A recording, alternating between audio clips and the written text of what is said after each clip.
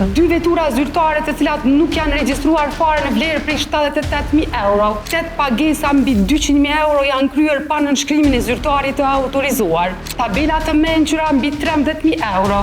Pajisje të tjera në vlerë mbi 33.000 euro. Zyra Kombëtare e Auditimit ka zbuluar parregullësi alarmante në Ministrinë e Arsimit.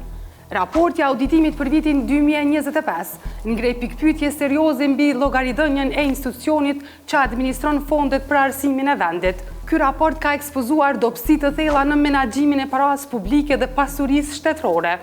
Sipas raportit, 8 pagesa mbi 200.000 euro janë kryer pa nënshkrimin e zyrtarit të autorizuar. Kjo përbën një shkelje flagrante të procedurave financiare. Po ashtu, Ministria e Arsimit ka kryer pagesa dhe ka regjistruar shpenzime në vlerë prej 3.2 milion euro në kategori ekonomike jo adekuate. Sipas auditorit, kjo ka ndodhur si rezultat i planifikimit të dobët buxhetor dhe ekzekutimit të pagesave nga thesari bazuar në vendime gjyqësore.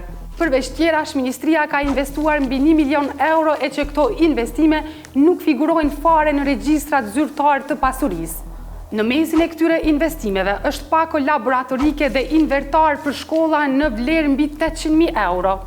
2 vetura zyrtare të cilat nuk janë regjistruar fare në vlerë prej 78.000 euro. Tabela të mençura mbi 13.000 euro. Pajisje të tjera në vlerë mbi 33.000 euro.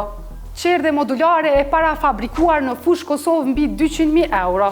Përveç tjerash, në këtë raport është edhe mbi vlerësimi i pasurisë, ku në disa raste pajisjet e teknologjisë informative janë regjistruar 2 herë, duke rritur artificialisht vlerën e pasurisë për 11.000 euro. Raporti i zyres së auditimit i kërkon Ministrisë së Arsimit veprime urgjente për regjistrimin korrekt të pasurive dhe për garantimin e transparencës në menaxhimin e fondeve. Gjetjet e këtij raporti të fundit hedhin në dritë mbi një sër dobësish që kërkojnë ndërhyrje të menjëhershme për të garantuar llogaridhënie dhe transparencë në administrimin e parave publike.